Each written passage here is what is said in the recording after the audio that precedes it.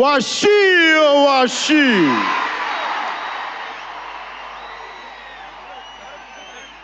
నా లైఫ్లో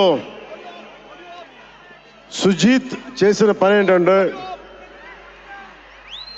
ఎప్పుడు ఆడియో ఫంక్షన్స్ ఎప్పుడు ఇలా రాల.